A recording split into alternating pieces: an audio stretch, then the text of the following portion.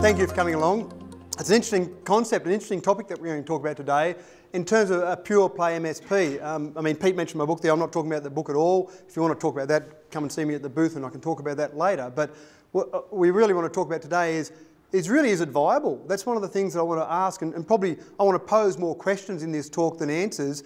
Sure, I'll have some answers and have some, I suppose, philosophical views on where we're at in terms of MSPs, but the question is really, is it possible to be a pure play MSP in the environment we've got at the moment? Is that something that we can do? Thanks for joining us, son. Yes, and so we'll go through that concept. Do you want to start again now because Lenny's come in? Yeah. Started up. You missed the best part. So we'll talk about, told all the jokes. So we'll talk about that and whether or not it's actually possible to go through and be a pure play. So the first thing I want to do to look at that is I want to have a bit of a look at where we are now, where the industrial world is. And of course, I've done a bit of research since I've been in the US. This research is more or less based worldwide, but I've fine-tuned it a little bit for the US. At the moment, we've got typically low unemployment rates. About 4.8% was the research that I found in unemployment rates. Now that's fallen steadily from about 6.3% in 2003. So in terms of unemployment, US is going well in the world economy. Most world economies, Australia's even lower than that. Australia's even around about 4.5%. So typically we've got pretty low unemployment rates. So it's a bit hard to get staff out there, which goes on from that perspective. And if this works now. So obviously from that, we've got some scarce skills available. So if you've got low unemployment, it's a bit harder to get the skills you want. And some of the research I did really talked about not just wage pressures that are happening in the US market, but also benefit pressures. So the health system's under a lot of pressure and people are saying, well, I don't just want a 4 or 5% wage increase, but I also want some benefit increase. So it's making it harder and harder for industries to work.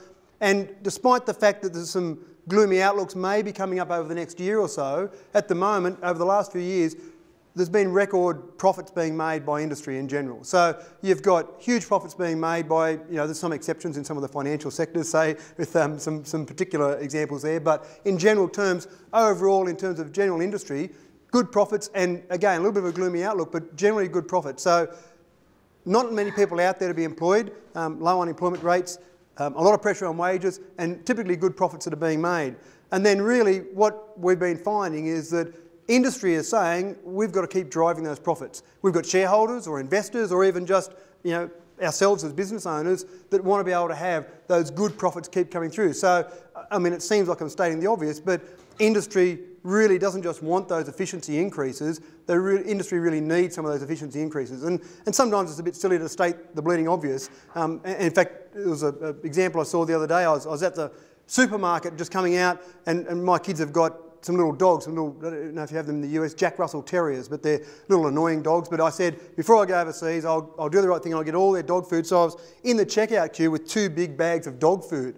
And there was a woman behind me, she goes, oh, so you've got a dog, have you? And I've kind of thought, well, 2 big bags of dog food, pretty obvious. But I thought, I'll have a bit of fun here. I said, well, no, actually, it's a new diet.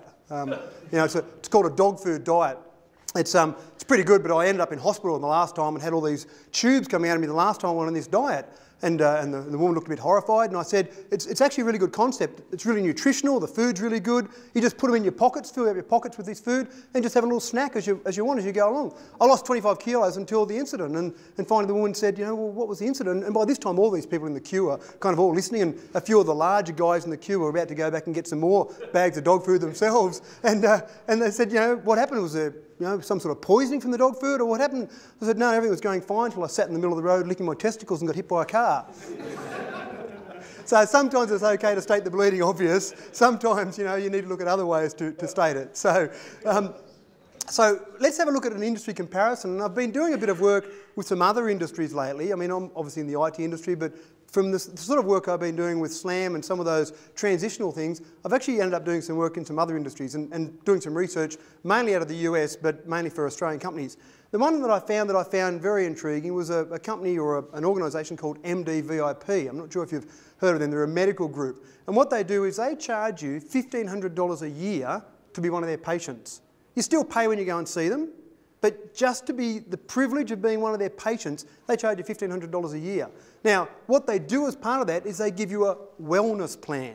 So they work out a strategy to keep you well. They work out ways that you can keep going down the path, being healthy. Even if you don't want to go and see the doctor, they actually schedule an appointment with you and say, you've got to come in and see us. And in terms of break fix, I always used to see the medical industry as a classic break fix. Who goes to the doctor when they're not sick? Everyone waits until they're sick, and so I'm broken, and then I'll go in and get the doctor to fix it up. And that's where the IT industry has come from in years gone by. So the medical industry is getting to that point where the classic break fix has gone to that process where they're actually being proactive in what they're doing. When I read some of the blogs that were put on about that, probably 30% of people that were writing stuff thought it was absolutely horrendous. How can these doctors that make too much money possibly charge us for being just one of their patients? But the people that spoke in favour talked about just how healthy they were and the whole proactive side of it. So, you know, the medical industry is doing it. In terms of accounting industries, again, that's one thing that I've been seeing a little bit in terms of different accounting companies. There's a guy called Ron Baker, and he's taken it a personal crusade, I think, across the world to introduce a concept called value accounting, where he doesn't charge, or he doesn't get his people to charge based on how many hours. He says, I'm going to charge on the value that we put into your business. And he's got a lot of people getting used to that concept of what he calls trashing the timesheet. And for an accountant, I mean, I used to ring my accountant and, you know, I'd have a bit of a chat to him and he'd, you know, talk about the kids and talk about my Jack Russell Terriers. And then I'd realise that he'd talk for 6 minutes so he could turn his egg timer over and there's 1 unit of charge that he could charge for me. So accountants used to love their timesheets. They're getting used to that whole concept of value accounting. Ron Baker said that he's got about 25% of small accountancy firms to start getting into that concept of value accounting. That's in the US. So they're starting to get to it. I don't know if anyone in here has got their accountant that's at the point now where they're starting to, you know, go down that path and actually, you know, get their accountant to charge them on value rather than just an hourly charge. But I know my accountant does it. I talk to him about it and he now just charges me a monthly fee and he does all my normal sort of taxation and planning work for me. So the accounting industry started to do it. The legal industry, I had a bit more of a trouble finding someone who would do a fixed fee for everything. I did find one example of a firm in the UK though. What they do, and they were a family solicitor, what they do is they have fixed fees. So you can get a prenup agreement for £800, you can get a divorce for £560, cost you a lot more than that in your house and everything else, but the actual legal side of that's only £560. So in terms of 3 other professions that I see as being very aligned to the IT industry in that they're professional services they're providing, like we're providing professional services in the whole IT industry. There's a bit of a groundswell, I suppose, in terms of what's happening out there at the moment.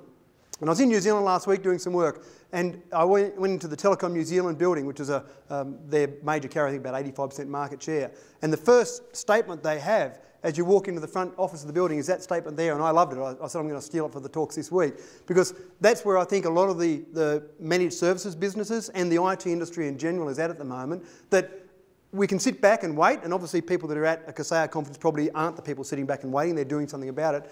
But a lot of people out there are saying, I'll sit back and wait and see what's going to happen. But I think people like us are really saying, well, the future, let's go and create the future. And I think we can start to create that future and make it.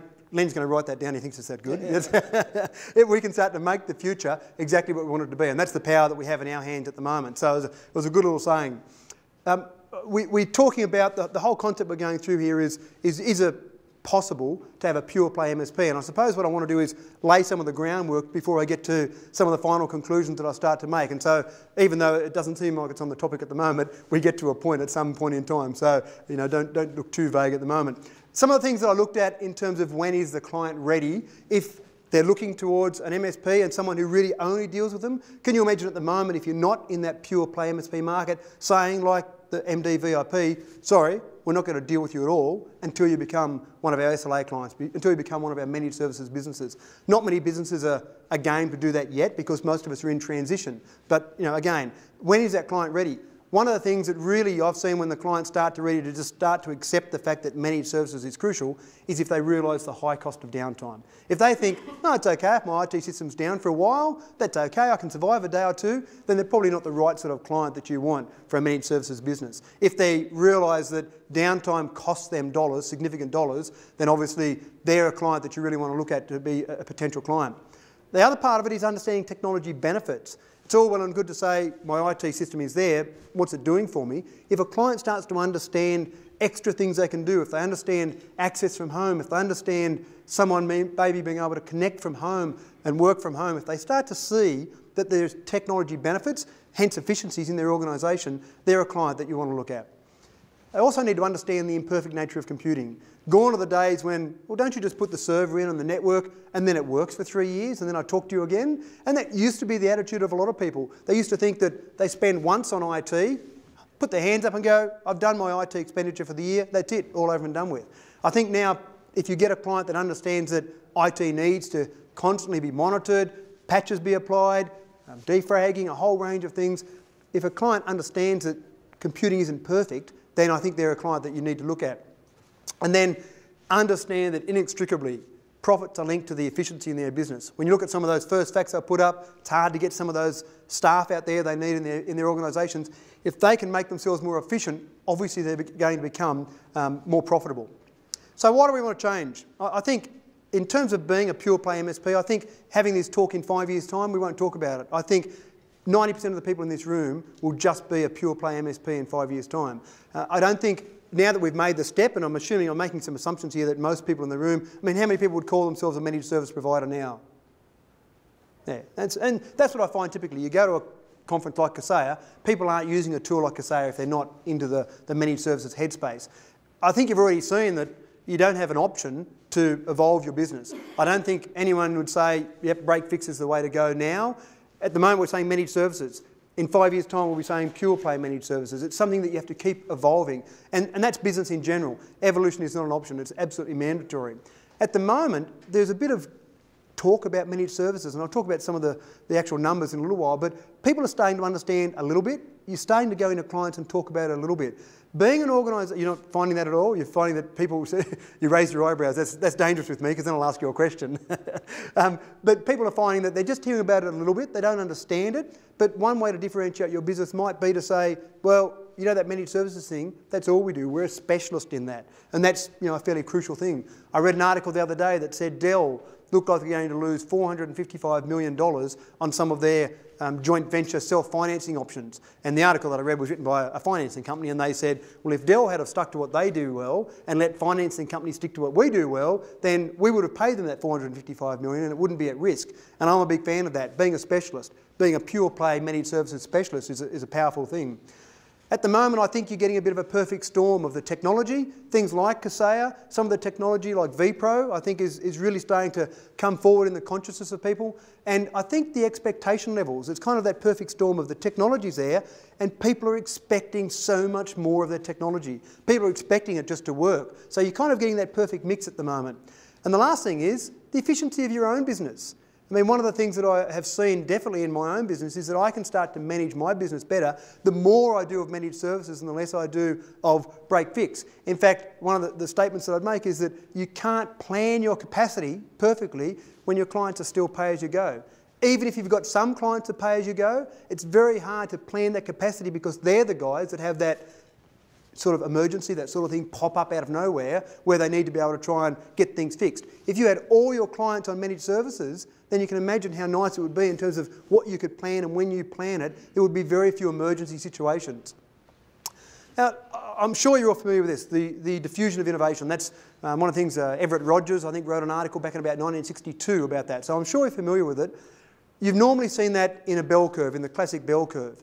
What I've done here is I've drawn it in an S-shaped curve to get the point in time when all the market has finally gotten onto it. So if we look very briefly, and again I won't dwell on this because I'm sure you're familiar with it, but people have seen that before, everyone's seen that diffusion of innovation? Yep. So extremely relevant in where we're at in the managed services space at the moment. Down with those innovators, early adopters, that's definitely the high risk, sort of high margin area. So that's an area that if you make a bit of a bet on your business and start going after that particular part of the market and you get it a bit wrong, well, you know, you're at risk. You can have high risk. But while you're one of the few players doing that, then you've got better margins. Once you get down to the low end, the laggards obviously, then you're getting down to that sort of low risk, low margin sort of area. And that's obviously the area, say for example, plasma TVs would be a classic area of that now. Laggards are finally getting into the plasma TV sort of area, and you can imagine the margins that retailers are making on plasma TVs would be extremely small, but there's low risk. If someone makes some plasma TVs, they're going to sell them because everyone out there is buying at the moment. Obviously where we are at the moment, I would say, is in that innovators, early adopters, and we've probably just started to squeak into that early majority. But if we start looking at our pure play, we're still down around that blue and yellow areas there. Just very briefly, just to recap, those distinct groups in there, Innovators are the risk takers. Early adopters are the people who are a bit more respected, or not so more respected, but are still respected in the community. The early majority are deliberate and they're very social. And they're the three areas that we're really targeting and what we're doing in terms of managed services business. The late majority, more traditional, probably older, a bit more cautious, and then the laggards, well, who cares what they are, because they're not going to be interested in what we've got to offer. I just want to flick through now the adoption process, and this is extremely important when we start to look at a managed services business and a managed services operation. The first part of it is the awareness, and that's where people have a little bit of knowledge about what you're offering, but really they lack information. And if I go back to the example when I was in New Zealand last week, that was a classic example of there was absolutely no awareness in the market whatsoever. They did some trials, they did some research, they did some interviews, and people weren't even at that first step. So the organisation that I was doing the work for, the first step in the process I talked to them about was get the awareness out there. It's absolutely hopeless having the best managed services model that you could possibly have if you haven't got that first step, that awareness. The next step is the interest, where people are starting to form an attitude and they're starting to seek more information. Again, if you go out to the market with a pure play MSP, you're probably more around that sort of interest that people start to ask about this pure play and they've heard of managed services. How do they get some more information about that? The evaluation is when people start to say, is this for me? The MD VIP, I've got a doctor that I pay $1,500 a year to. Is that for me? Is that something I want? They start to evaluate that in their mind and they start to think about whether or not it's something that they'd like to have. Trial is when they basically implement that, so that if you get someone to sign up, they're at the trial process, and then the adoption is when they're using it. So it's worthwhile being aware of that 5-step process, which is general market product adoption process. It's not, not rocket science. I'm not telling you anything new there, but it's very important to be there. If you look at Kaseya as an example, in terms of what they've done over the last few years, very much they were at an awareness stage and down to that interest stage, where they were using themselves as more evangelists, more so than out there selling an accepted product. And that's, if you talk to Kaseya employees, they'll talk about themselves being evangelists, being out there and educating the market. They can't sell to a market that doesn't understand what they've got. And to a large extent, that's where we are in the IT space as well at the moment. So let's have a quick look at world research. Where's the MSP market headed? What's happened to it so far, and where do people see it going? Gartner did some research. This is at the end of last year. They said that the MSP market, in terms of an outsourcing market, is growing at 10% a year. Now that's a fairly big growth in terms of a product at the moment that we've got in terms of that whole managed service space. Forrester did some research, and this is a great bit of research to take forward to your clients with. They estimated there's a saving between 12 and 17% in terms of doing outsourcing. So if you've talked to a firm that's traditionally done something in-house, Forrester has said overall 12 to 17% saving in costs on outsourcing their IT services. And the last one is one from Australia. And there was a top 10 predictions for 2008 put out by IDC, which is a research company you may not have heard of, but they're similar to Forrester and Gartner. Their number 2 in the top 10 predictions was that managed service providers will provide adequate IT outsourcing. Now, I'm not sure what they mean by adequate. It sounds a bit wussy to me. I'd rather them say excellent IT outsourcing. But it really says it's not just something where MSPs, we're excited about it. It's something that general trends in the overall industry are saying this is a market that's really happening. This is a market that's really going forward. So have we got it right? Are we in the right space? Are we in the right market? Then not only do we think so because that's the business that we're all in, but absolutely across the world market it's showing that as well. And just remember, going further from what I said before, that what's profitable today, so you've moved to managed services, doesn't necessarily mean it's going to be profitable tomorrow. In fact, if you get stuck on something you think is the right method, it can be the path to ruin. Anyone that's been in the industry a while was probably a break-fix operator, and they thought that was a great business model. And it probably was at the time. But again, you've got to keep that evolution, keep that moving forward. So what I have in terms of a pure play MSP is what I call the Super 100 theory. And it can scale larger or smaller depending on the size of your operation and what you can wrap your head around. But I have a theory that says, imagine if I set up a business that was a pure play MSP. What would it look like? What would be some of the numbers in there? So I'm going to run through and I'll tell you the rough calculations that I've done behind the scenes here to let you understand that, but I'm more than happy to talk to you afterwards about it. I have 4 service levels in my SLA: Platinum, Gold, Silver, Bronze. Let's say I had 100 clients on Platinum and no other clients. That's it. I only had 100 clients. In our market, the average sort of number of endpoints is probably about 20 PCs per client, around that sort of number. So imagine 2,000 endpoints. So just put that in your mind, picture that sort of area. 100 clients to look after, 2,000 endpoints roughly. I estimate that I'd get about $40,000 a year out of those clients. Now, I did that estimation based around two things. One was, I said, maybe about 20 grand a year out of their SLA, as a very rough number, just again to make it simple for calculations. What our experience has been so far with clients that are on a platinum level SLA has been whatever they're on in terms of their SLA, they'll probably spend on average about the same again in terms of their project work. So that's hardware and software. We still sell hardware in our business. So that means that in terms of a new network every 3 years, average that out over 3 years. In terms of other project work they might add on, very roughly, some very rough numbers, I said, let's double that figure there to give you some sort of a snapshot. So there's $40,000 per client that I'm picking up each year from my 100 clients. I turn everyone else away. I do what MD VIP have done. I've said, sorry, you're not one of our platinum SLA clients, I'm turning you away. I've got my Super 100, I've got my 100 clients. Sure, I'd go to 101, 102, but I'm not going to do any break-fix work. Okay? Now this is hypothetical, of course, but just bear with me, run with it. So I turn everyone else away. I'm only dealing with 100 clients. I've picked up $4 million a year revenue. 100 clients, 40 grand each, $4 million, just to make it simple maths there. So I've actually picked 100 deliberately as a number because I figure that over a 3-year time frame, I'm going to be able to do the network upgrades at the rate of a bit over 1 a week in terms of 100 over 3 years, say 30 a year. That's a fairly sustainable number, a fairly easy number that I can keep up with some long weekend and some Christmases in there and that sort of thing. So I've picked that number there, and I've picked $4 million a year revenue. What do I need? With a minimum $2 million on services. Again, if I take that $20,000 on their SLA, that's $2 million on services alone and $2 million on hardware and other projects. I said, I reckon I need 12 staff. Just for my maintenance checks, my monthly maintenance checks, I think that'd soak up 3 staff. For some of my other project work and some of the network installations, I think I'd probably need 4 or 5 staff to do that. And then just in some admin and maybe a little bit of sales, although I'm not having to sell that hard because I've got my 100 clients I look after, then I think 12 staff is probably overestimating. So in terms of what you pay staff on average, what would the average staff cost be there? Remember there's some admin and some engineers. 50 grand be a reasonable sort of average across that? Maybe a bit more, 60 grand? Yeah? No? Anyone awake? Yeah? Good? Yeah? 50 grand? Higher? 60 grand? Yeah. Remember, there's some engineers at a high end and some admin staff at a lower end. So at 60 grand, I'm talking about 700 grand for the year for wages. Double that for my other expenses in general in terms of my rent, that sort of thing, although I'd really try and keep that fairly low because I don't need large premises, I don't need a shop front, that sort of thing. I've got about $1.4 million in expenses. Remember, I've got $2 million in services. There's 600 grand profit there alone. Then with some other project work, some other work, I reckon I'd pick up about $1 million a year net profit.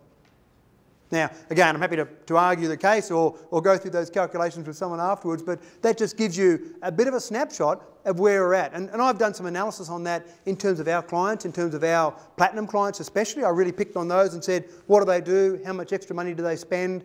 What other work do they do in terms of the required work? And we find that more and more in our business, we're still in that transition phase. We've still got break-fix operators or break-fix clients. We spend more money on them in terms of our staff time and less money on them in terms of the actual profit that we're making out of them. So, I saw those numbers as being something reasonable in terms of a process that I could run down.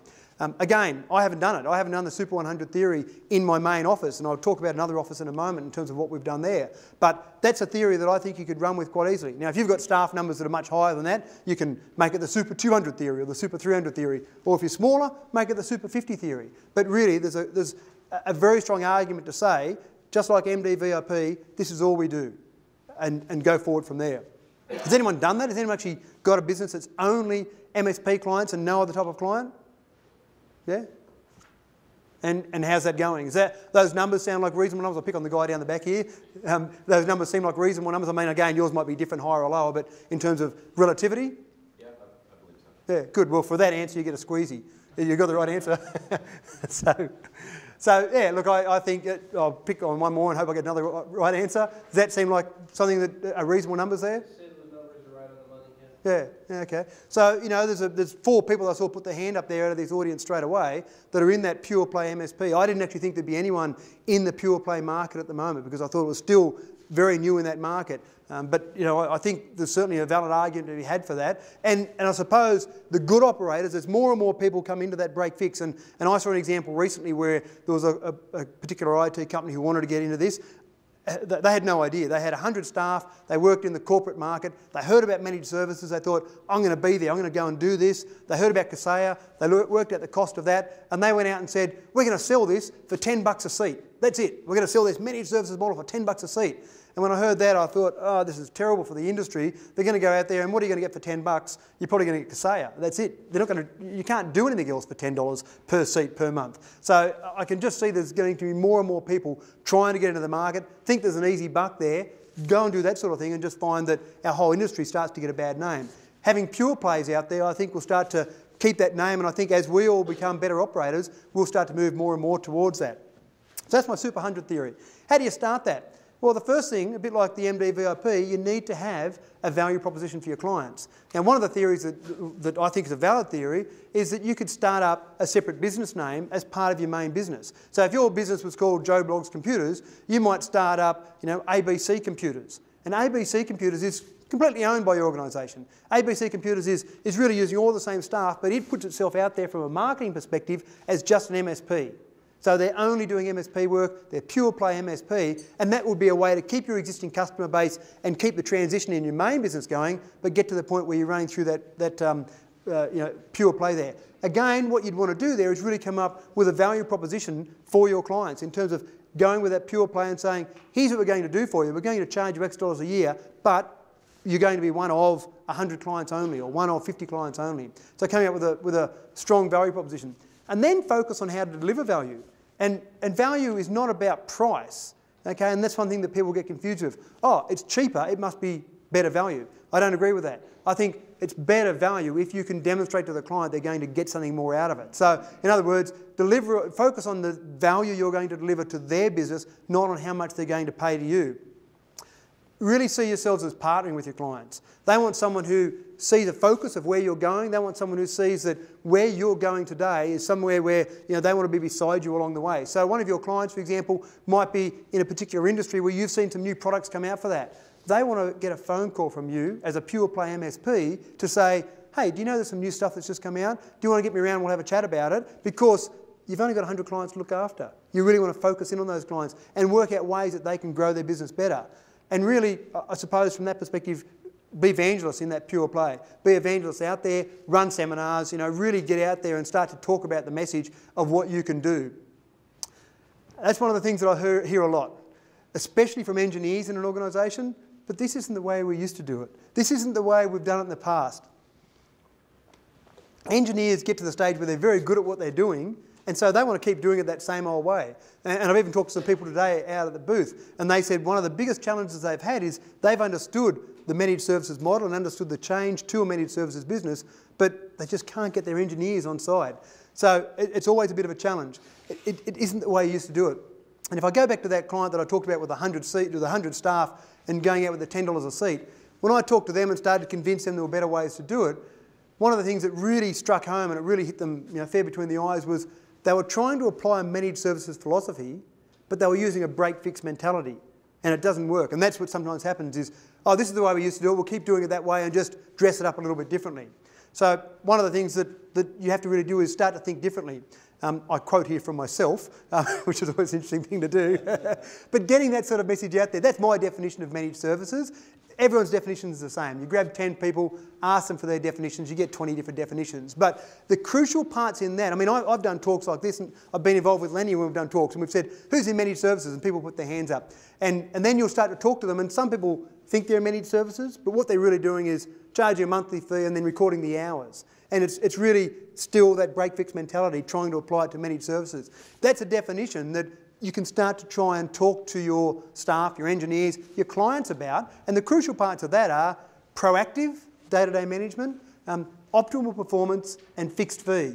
They're the three things I see crucial. Whatever definition I see of managed services, it's got to have something like that about it for me to be happy as a definition. Now, there's thousands of definitions there, but it's really got to be proactive, optimal performance, and a fixed fee. And that's some of the ways you can start to get people thinking a little bit differently.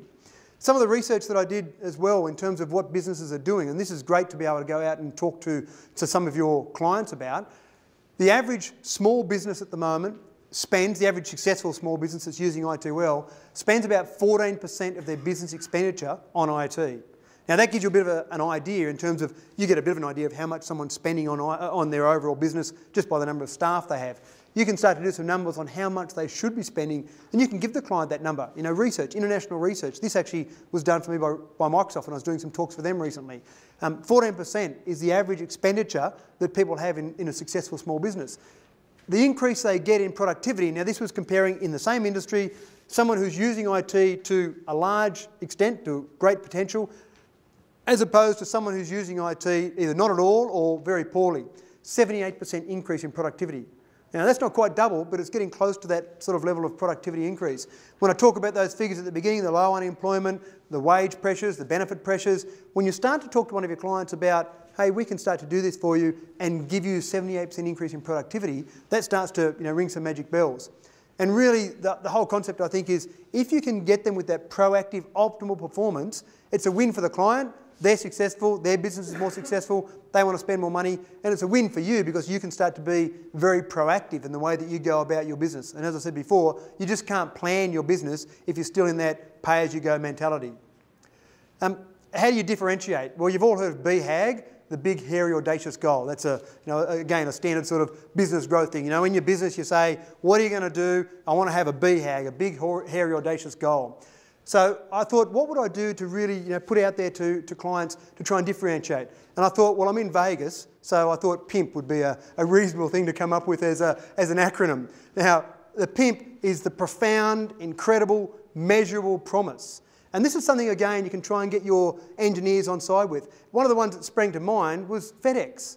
How much business did FedEx get by making a ridiculous promise? Absolutely, positively, overnight. That's just stupid. Can you imagine the marketing guys sitting around going, we've got this idea. We're going to say absolutely, positively, overnight. And the logistics guys are there and they would have burst out laughing. But the amount of business growth, I've made some mixed reports, but one of the reports I read said that FedEx, when they came out with that, grew their business by 30% in the first year. Now, they had to give some refunds out of that because they didn't make it overnight. The logistics guys were right. They couldn't do it all the time. But that was 30% increase in business was after the refunds they gave out.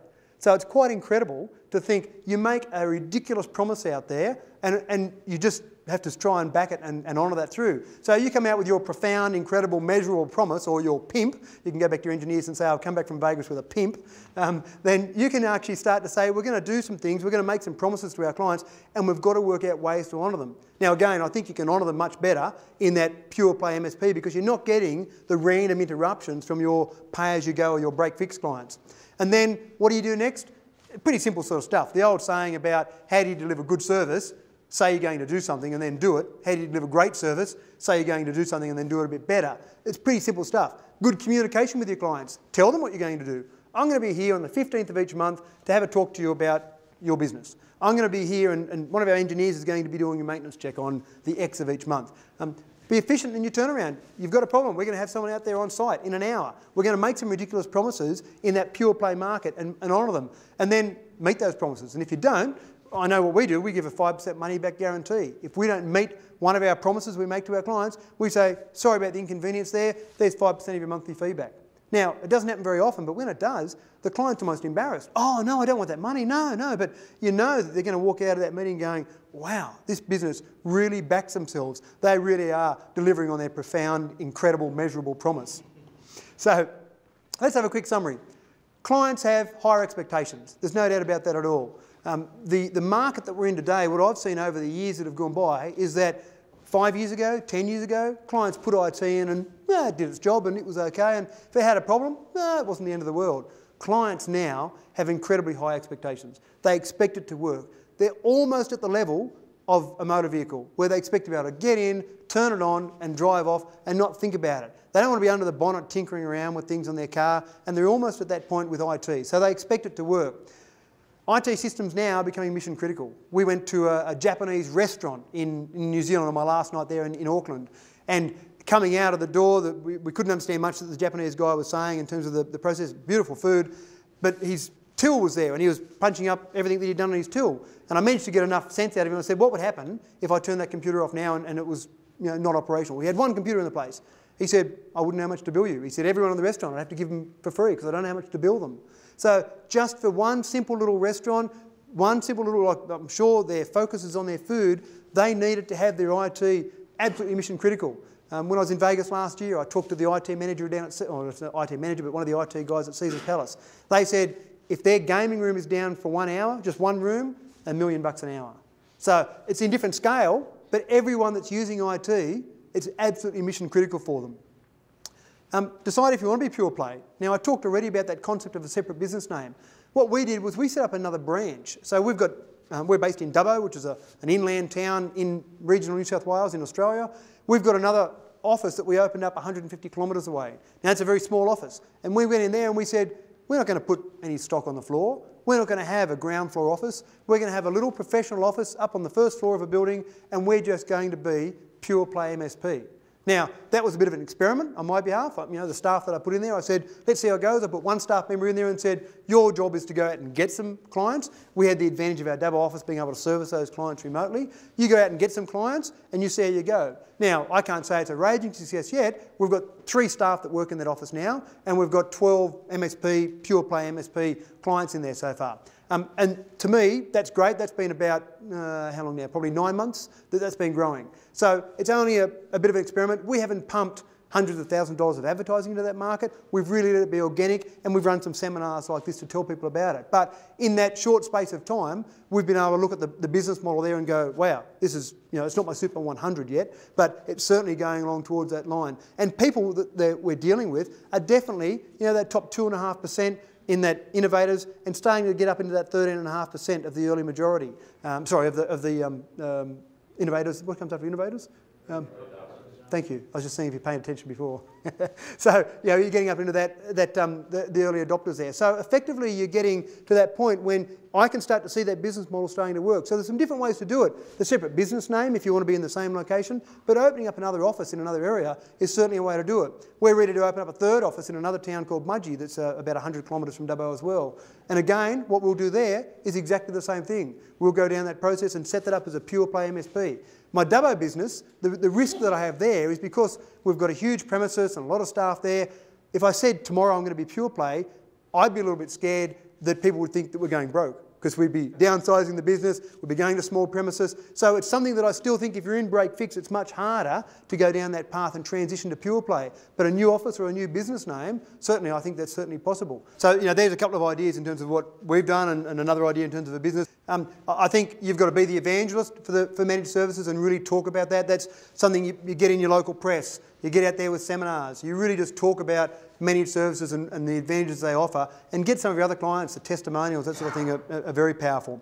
And I think really that top 16%, those innovators, the early adopters, that top 16%, they're probably begging for this sort of thing. I mean, I know some of our clients, when we first started presenting the SLA concept to them, some of them went, oh, thank goodness, I want someone who just takes care of my IT stuff for me. You know, you've been good for us in the years gone by, but I always felt like it just wasn't quite there. So that top 16%, and really capitalise on that revolution, which has already started happening. And I think what you'll find is that next 34%, the early majority, they won't be far behind. And I think the crucial thing for us in the managed services space now, if we can keep going down that path, keep going down the path of being excellent managed services providers, it'll stop Dell's trying to get into it now. It'll stop the guys that are trying to get into that $10 a seat, the guys that aren't going to deliver the service and give us a bad name. It'll really start to block them out. So that's the conclusion there.